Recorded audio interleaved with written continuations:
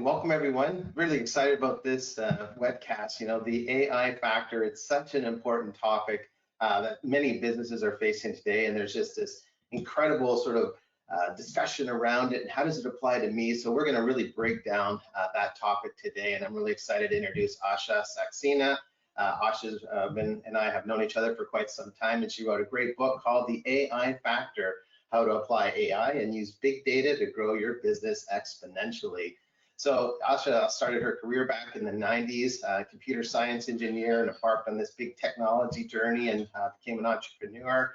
I know your focus was at the early stages with data management and e-commerce. However, you obviously built this big, strong foundation in technology and as well data solutions. And in those days, there was a lot of advancement. Of course, that was at the almost the beginning of the internet, but pretty close to the same point where the industry was changing quite rapidly. And here we are today in a different time period, but yet the industry is expanding and changing quite substantially. I know that you've really, moved your career, of course, more towards data analytics and AI and now big data and where things are going. I know you joined us as a CEO coach a few years back and been a part of our organization. Branched off, and you're really deeply related to AI and so I know you're highly focused in this area. So the passion though that you have for this topic is quite significant. We know that you really worked hard on helping clients with growing and as well really formalizing their strategy, and then how do you actually apply that? So real practical experience and real practical advice in your book. And quite frankly, I enjoyed reading your book. It was a great read. I spent a lot of time over last week really just digging into the topic and understanding a lot of what you're discussing. So we'll break a little bit of that down today, no doubt. So I know, Asha, as well, you're a guest speaker at our upcoming summit, 2024 summit at the Fountainville in Miami in April. Talk a little bit about that. But anyways, welcome to the show. Very much excited about our conversation today, Asha. Welcome. Thank you so much, Randy. I'm really excited. First of all, I have to say that even though I started my career as an engineer and spent 30 years building technology companies, but being a part of CEO coaching as a partner was really rewarding because I got to use the skills I learned as an entrepreneur, as a business owner, being able to exit companies and really share it with the CEOs who are listening and also who are our clients. Really rewarding to see the impact we as partners can have with these companies and really share tangible tactical tips with the CEOs to make sure that they can continue on the path of growth. So just a really rewarding time. I'm really excited to be at the summit in April next year, where not only I'll be able to talk about my learnings, what I've written in the book, but also be able to share with the CEOs who are attending what they could do and how they are succeeding and where they're getting stuck. So really have real conversation at the summit to make sure that the companies we coach or companies who are engaged can continue on this path of growth and not miss out. It's not just sitting on the sideline and waiting to jump into technology. So let's kind of jump right into the heart of the book and some of the practical approaches. Obviously, there's quite an emphasis you put on some of these frameworks that you have in the book, and I particularly like sort of that practical approach because whether you're first starting in the AI journey or you're down the road in the AI journey, the book has applications for sort of where you are in the journey. But some of the initial approaches, really balance that competency that's required and some of the initial things that are structured. You obviously wrote the book with those frameworks in mind. Why did you start there, and how does that actually, how has that been helpful, at least in as you've rolled the book out and been working with clients? Great question, because really when we are in the weeds, we are working and implementing these technologies, we forget about thinking about how do you make it easy. As a technologist, a lot of engineers think that, we get it, so the business user should get it too. As I was coaching, what I realized is that a lot of businesses kind of get stuck in not knowing when they're using technology, how to. It's a big concept. When you talk about artificial intelligence, I have to say that November 2022 was really, the November 30th was really remarkable because OpenAI, when they launched ChatGPT, within 5 days, they had million users. And nothing like that has happened. Generative AI showed a new face of AI to the world like never before. Even though we worked with mathematical models all our life, right? I'm sure our listeners are using these models in finance, in looking at their sales and marketing metrics, right? So data analytics has been around, and building machine learning and the models has been around for a while. But the way generative AI, the large language model using natural language processing to be able to communicate in a common man's language, is something new. We Yeah. have been engaged with Alexa and Siri, but really having ChatGPT giving us answers and solving, problems, or taking the bar exam and exceeding in bar exam, is something new to all of us. And then this whole buzz came up: artificial intelligence. What is it? So before we even get started, it's really important to have a baseline of what artificial intelligence is, which is when machines can act like humans, when machines have the intelligence to problem solve like humans, is artificial intelligence. And there was a whole fear. So, I engage with a lot of leaders where they're questioning, is it going to be harmful? How should we engage with it? And how do we really jump in to take advantage of it? And there are three stages of artificial intelligence. The first one is artificial narrow intelligence. This is the world where we live in, where we're working with chatbots, or we have this technology that can engage with us. So it's a machine learning. Machine learns from the data you feed in. And it's really important to understand that, because and the value of data, and I'm sure we'll touch upon the data aspect, but machine learns from the data we feed in. And then the next level is the artificial general intelligence, where the machine becomes intelligent enough. So machine is intelligent as humans are. And then the last stage is the artificial super intelligence. That's where when the consciousness comes in. And when you hear Elon Musk saying, let's pause AI for 6 months, that's what they're referring to, is the fear of artificial super intelligence. But what I'm saying, let me just interrupt you for 1 second, because I read, of course, in your book, the AI hierarchy, right? Going from artificial intelligence, machine learning into deep learning. But there's such an evolution, and things are moving so quickly. And I know one of the general fears, and we hear it quite often, is what if I invest in AI now, by the time I'm done, it'll advance so much, it may have neutralized anything I invested in, I've now wasted my money. How do people are having trouble getting around AI, let alone machine learning and deep learning. So what would you recommend to help them accelerate quicker, or make some of those decisions on investments that actually will benefit their business? And how do they look at some of that stuff? There's lots of freeware out there, but there's also an element where you need to keep up with the technology, particularly if you're in an industry that's really succumbing to these big changes. But what would be some of your top recommendations about how to treat it in the sense of investment? And you know what, I had to tell, there's an answer in your question. You asked me earlier, why did you think about the framework? This is the exact reason why I thought about the framework. The question which you asked is, where do we start? How, the technology is changing so fast. And I then say, let's look at the frameworks. It's really about, what problem are you solving? If you don't know what problem you're solving and where do you really stand, it's very hard to get started, because then you get really confusing. Should I start in sales or marketing? Should I buy or build myself? So all those questions comes into the place. So in the book, I try to make it simple. I created 4-step process, and I've given frameworks at each level. Technology is changing fast, and technology is going to constantly keep changing. Does that mean you sit on the sideline and wait for the best, because the best will keep changing every year, right? So how do you really get started? And the very first framework I talk about is a 4-quadrant. I talk about really assess where you are in your business, where in the life cycle of the business you are, and where do you want to get started. And I talk about the 4-quadrant, where I say, think about, how fast do you want to grow, and what is your risk capacity. And I talk about, you can assess your business and say, we are an optimizer, where we are really focusing on cutting costs or increasing efficiency. We just want to focus on where can we look at processes and really take advantage of reducing cost or increasing efficiency. A great example for that would be RPA, robotic process automation. A lot of organizations will say, if it's a manual work where I have to go through parse the resumes or look at my database and send out emails to my prospects.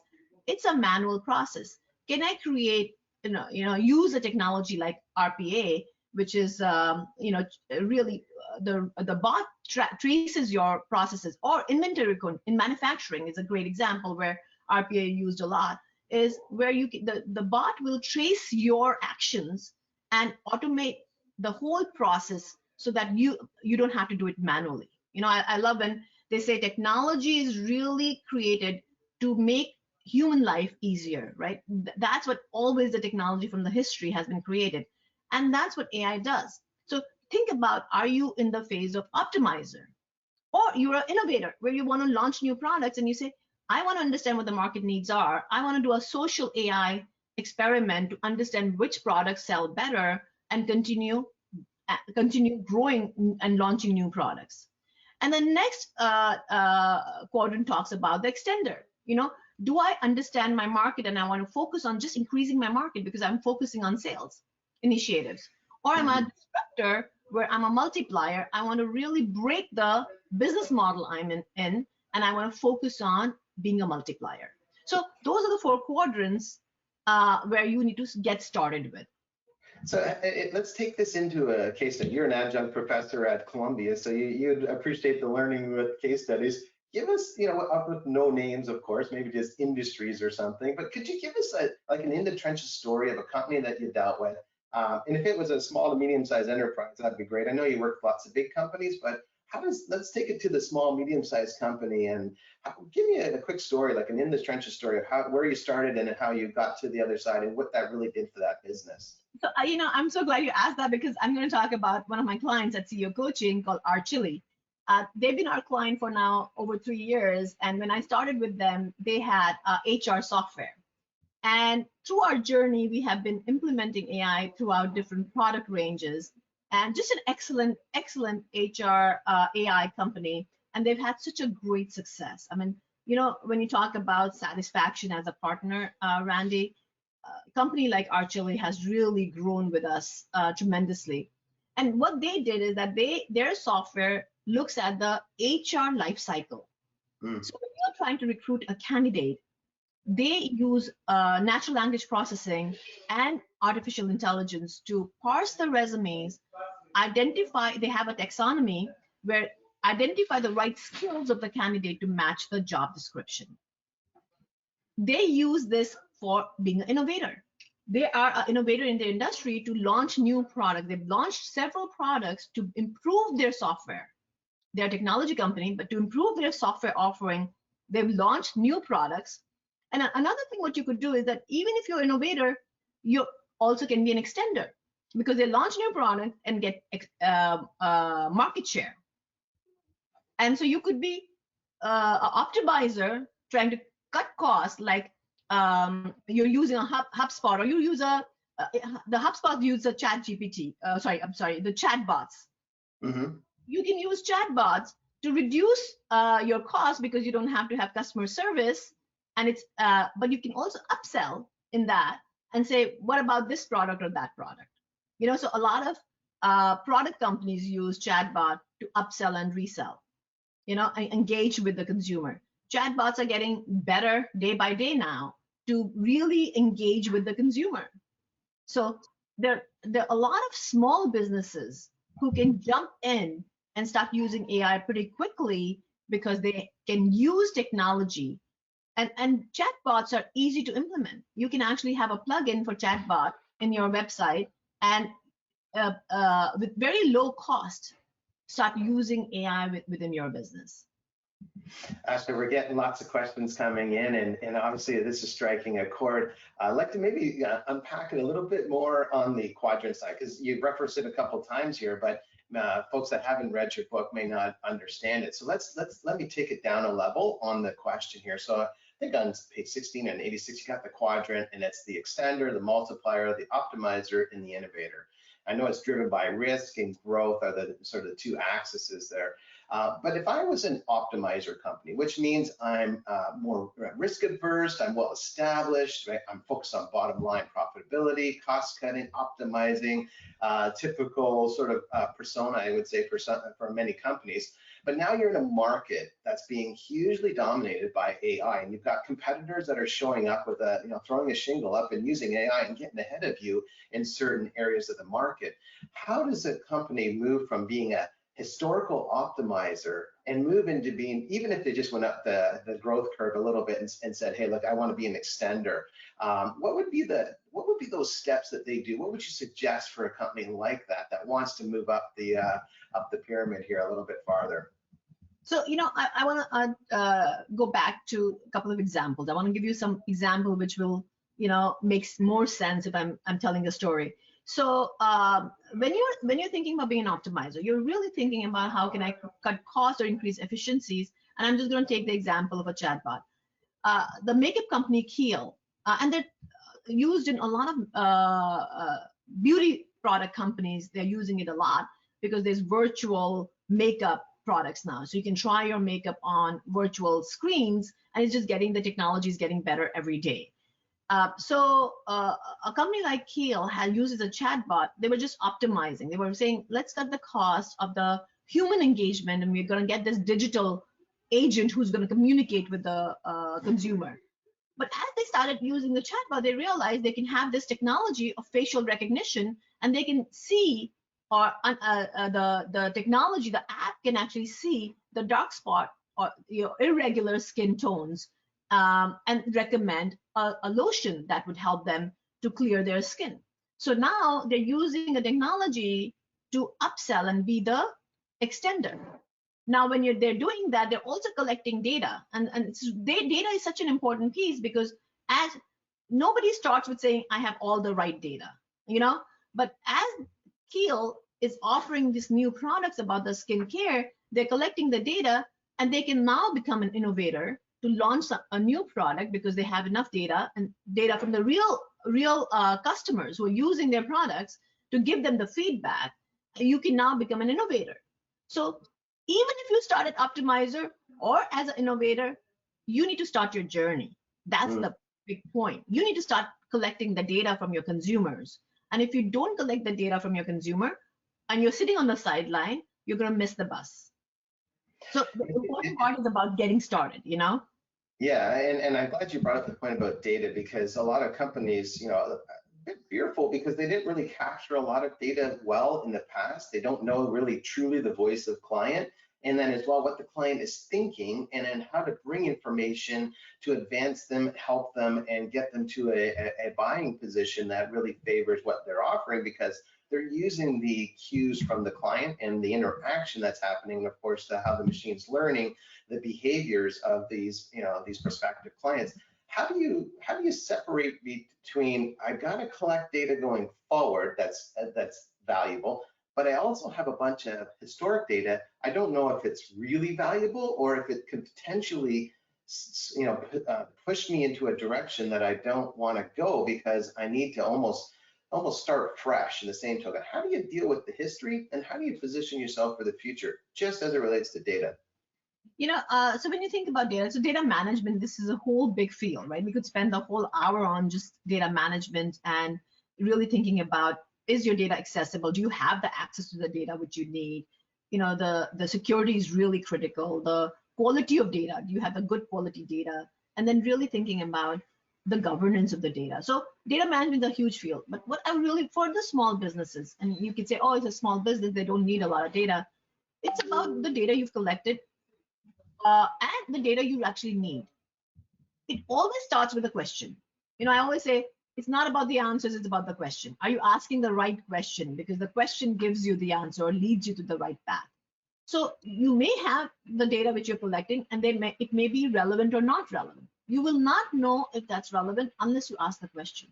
So once you say, for my business, I need to measure which customer in this region are focused on blue jeans. And now if you have a good question, a relevant question to your product, now you can go back into your data and say, do I have the data? Do I have the right data? Is it the quality of the data is something which I can trust or not? Is it governed properly? Is it secure? Are we following the GDPR if we're in financial, or you are in Europe, you have a global company? Are we masking the data appropriately when we have to mask our data? And do we know who owns the data within my organization? Because a lot of time the finance is siloed, and supply chain is siloed, and marketing. So do I know where the data is stored, and do I have access to the data, or do I need to go out and buy the data set to be able to create the right metrics for my right results, or build the right model to give me the right results? So it's really thinking about, it's not about what you have, it's about what question are you asking, and then going back and finding out, where is my data sitting and what is the purpose? A lot of times, people will ask me, do I have, Asha, I want to get started, but I don't get the buy-in from my leaders. How do I get the buy-in? It's always about the value. If you don't produce the value from the data set or the models or any application, any technology, if you are not getting the value, it's going to sit on the shelf.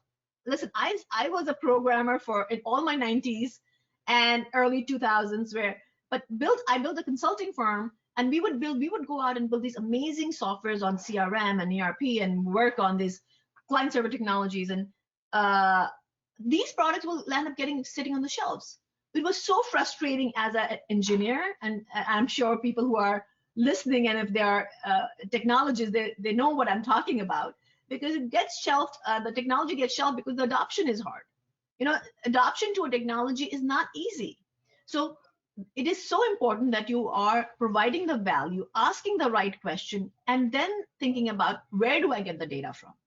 And then I can spend time on all the things you need to make sure the data readiness, the framework which I talk about, is really critical. And Asha, one of the questions that came in, which I think is really on point with what you're talking about, the question is about prioritization, right? Like, not everybody has a CIO or a CTO, but yet they really need to, get conscripting the whole organization into the strategy to some degree, get collaboration, and kind of bring it together. But where do they, like, on the order of prioritization, is data the big start point, or what would you say from a priority standpoint, folks should really think about? What is step one?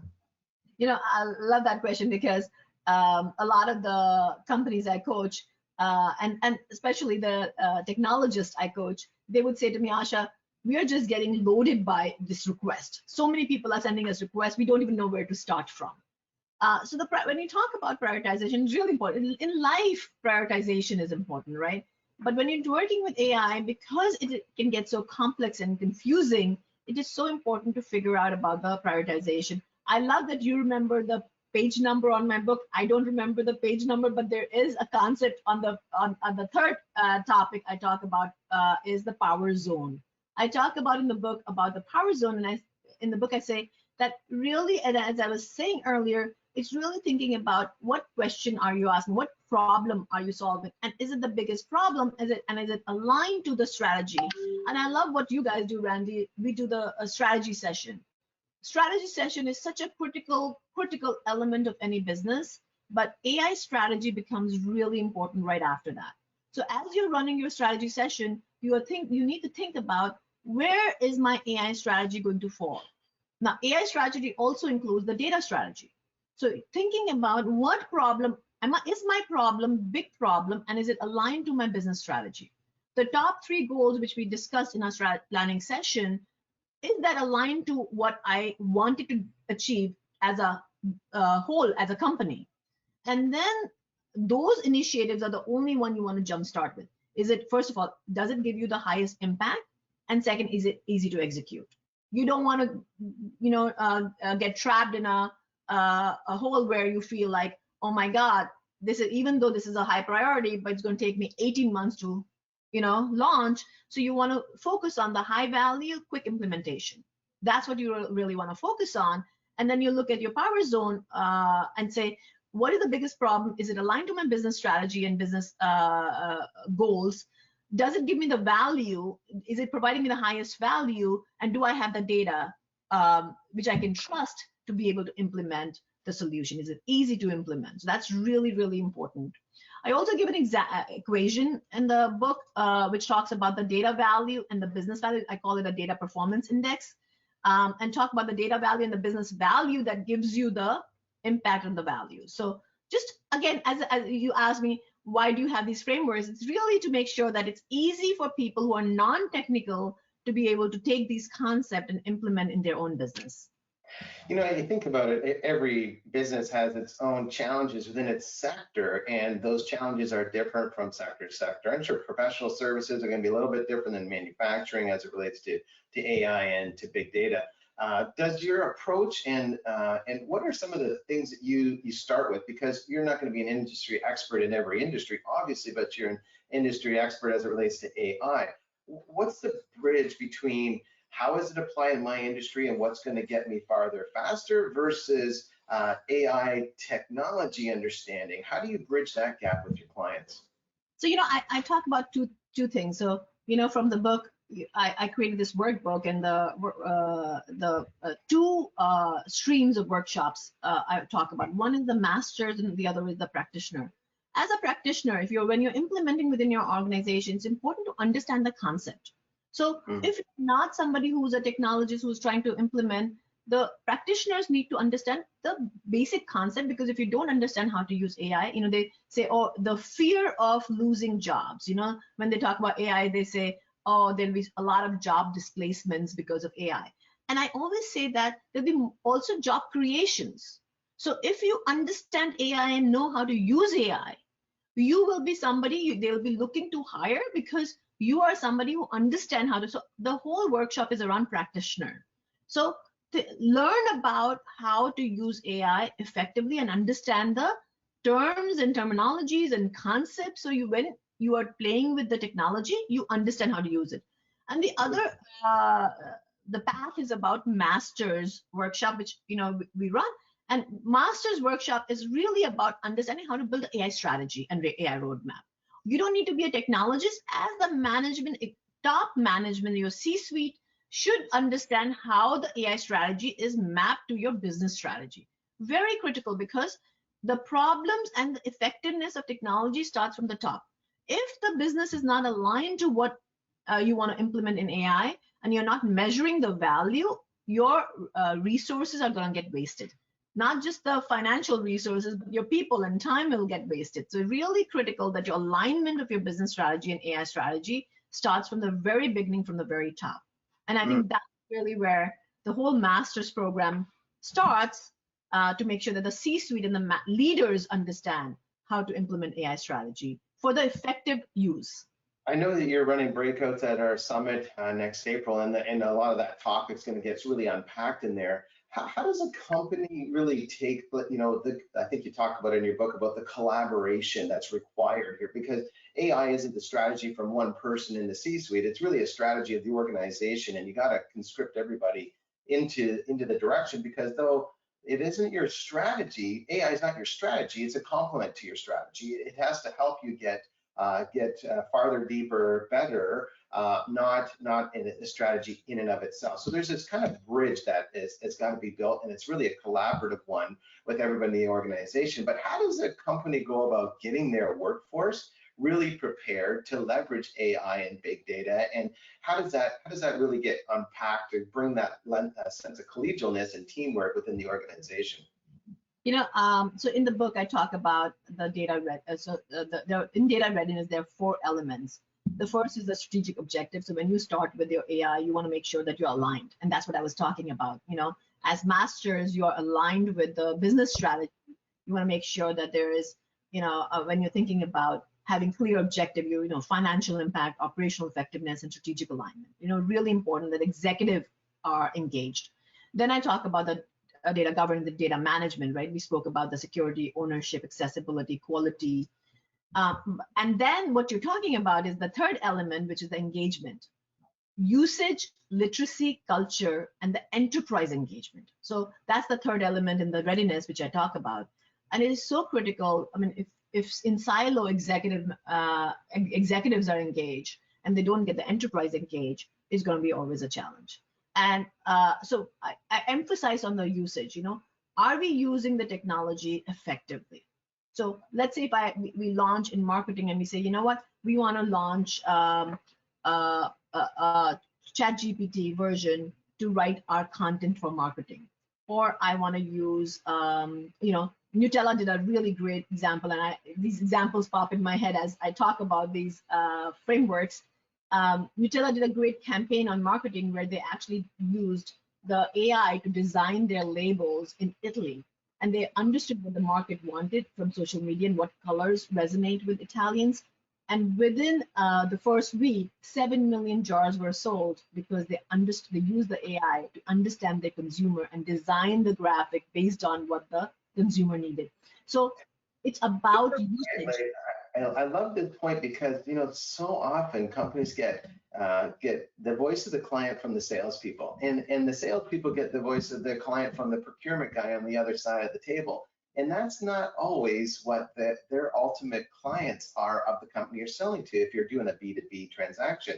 So understanding from the beginning to the end the needs and the voice of the customer, and not just buying what you're hearing with your own sort of biases in mind because you've been in maybe that industry for a long time, but getting the raw data and letting that raw data tell you what's actually needed.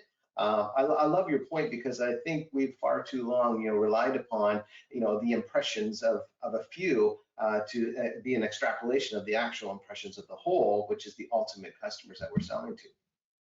I love that point because an AI can help you get the voice of your customer much easier than ever before. Before it would be like, I don't know what the data tells me. Oh my God, I have to go buy the data. Now you have AI to go out and look at the social data sets to be able to give you a response, which is a lot more effective than trying to guess the work, right? Instead of just guessing what my salespeople are telling me or what I think or I assume that the market needs. Now you have a tangible, result to be able to take the market in the right direction. So I think to go back to your question, I think enterprise engagement is really critical, Randy, and that's why I said there are two paths. One is master and the other is practitioner. But really what I've seen, I've worked with Fortune 1000 companies as a technologist, and what I've seen is that usage really depends upon literacy and culture. If you don't have a culture within your organization where you're depending on the technology to give you, and you're still stuck doing manual, labor, then it is very hard because people then get insecure with, using technology or are just fearful of using technology. So it's really the culture and literacy. Data and this AI literacy becomes really important to show and encourage your team to start using, and start small. Start with something small which is easy to implement and can show you the value for your teams and your employees. And that's the only time you can transform. And then the last element I talk about is transformation, is that can you adapt this technology? Can you repeat what you build and create scalability? I love Jim Collins' book, and I know that a lot of the partners recommend Jim Collins' book over and over.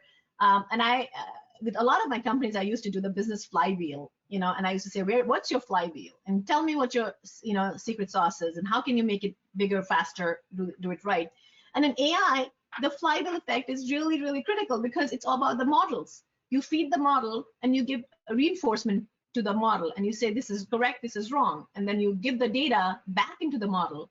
So AI flywheel is really critical to create the transformation within your organization. You start something small and you repeat it and you make sure that you can go faster. Yeah, I like that concept for sure. So, even back to the voice of customer idea that you just were talking about, it's really like take one thing and do that one thing really well and apply AI in there, and then take the next journey as you're making your way towards your flywheel and creating that effect in the business. But we coach 500 plus companies. I know you've been one of our AI experts helping with the application of a lot of these strategies and playbooks. What would you say are some of the most common misconceptions, or let's call it pitfalls, that businesses fall into when they get into this topic that you kind of come in with your frameworks and kind of really help them straighten out? What are those pitfalls that you find most common? So I feel like the very first thing which I find is that, first of all, I see that a lot of clients are fearful. They don't know where to start. So that's why the framework is really important. The second thing I see is that it sits in one functional area only. So let's say if the sale or the marketing teams are using it because they can write content, they just get stuck there and then it doesn't get transformed into other functional areas. The third thing is that exchange of knowledge. So when you're doing something right, people are very humble or don't want to brag about it. So if one division is doing well with technology, they don't talk about it to the other division, so the other people don't learn or can't really use. So as a CEO, you want to make sure that if one division is using technology or using an AI tool, make sure that the other teams are benefiting from it too. So I feel like that's where they get stuck. The other is that, oh, the data which we are feeding is not good. The data we've collected is not good. So this doesn't work, Mm-hmm. So a lot of times you get stuck because your data management or your data availability is not accurate. So a lot of times organization gets stuck with that.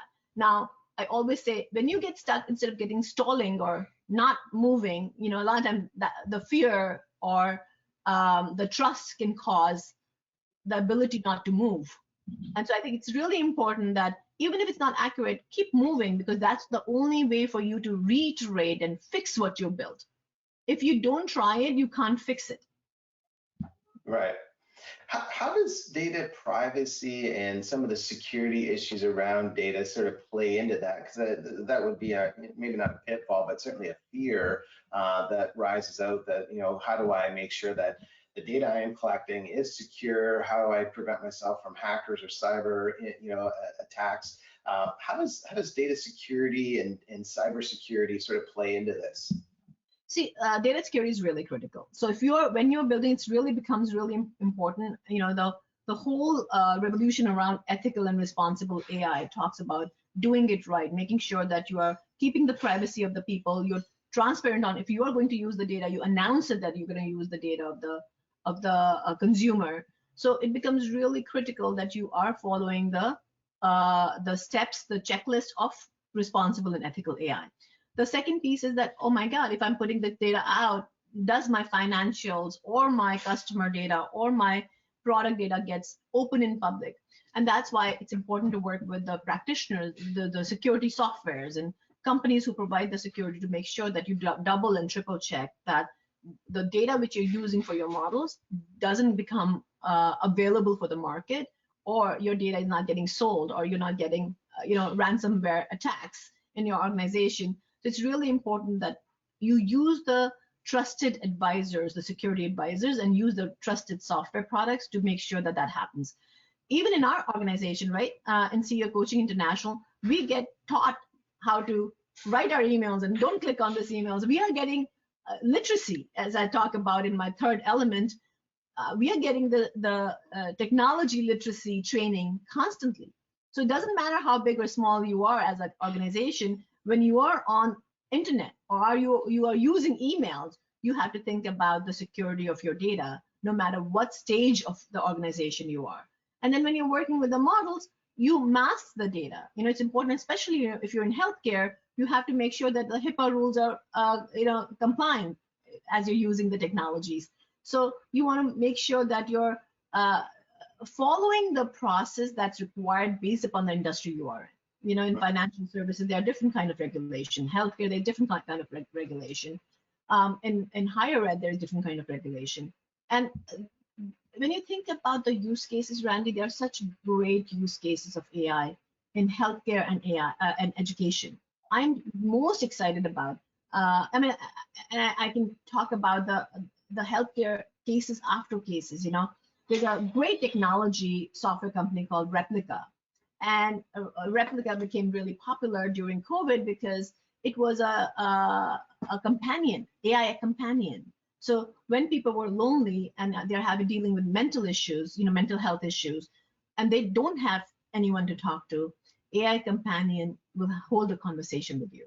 And I was listening to the story which was on CBS, and it was a great story because the journalist is reporting on this AI companion, and she becomes friend with this chatbot.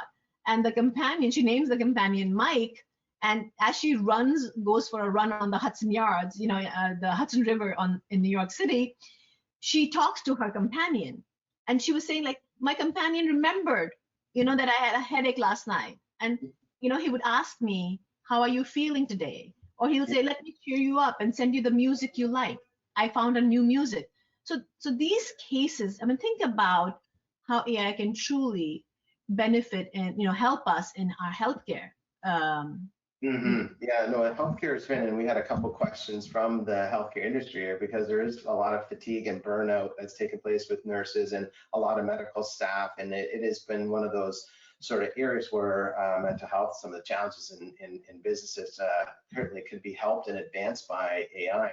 If I was, you mentioned it earlier, about 365 days ago, ChatGPT hit the world, November of last year, and natural language processing, ChatGPT, a lot of these things have really changed a lot, and they've created new threats, right? I'm sure you're an adjunct professor, so you probably are constantly making sure those papers aren't written from a ChatGPT, that they're actually not, delving in plagiarism or just cut and pasting their papers. The legal profession is facing this too. A lot of people want to defend themselves, and they're using ChatGPT and case law to try and figure out how to position their arguments. So there's been industries that have come under significant scrutiny. But how does ChatGPT or NLP, how does it apply to business today, an everyday business? What would you feel like if there was a start point? That's probably one of those. What would be the best area to at least take those technologies that are now almost a year old and actually use them in business today? First of all, I want to go back to the ChatGPT fear of students writing the papers. And I get asked that question constantly as a professor. What do you think about that? And I always say ChatGPT is a resource, right?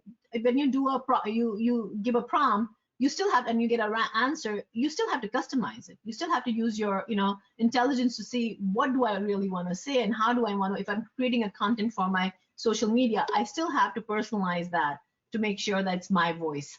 So when I'm talking to my students, I'm always saying, give me the sources. ChatGPT could be one of your sources, but tell me all the sources you went to get the answers from your for your paper. Similarly, in the business, I think we are still at the stage where AI needs human assistance.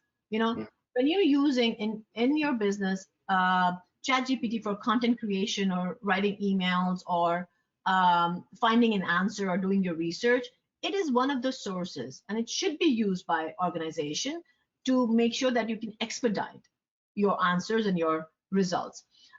There's also, Microsoft announced Copilot, and Copilot, I don't know if you guys have seen the demo. Copilot has an amazing demo on the CRM, the Dynamics 365, where the the AI recognizes which customers you haven't touched so far.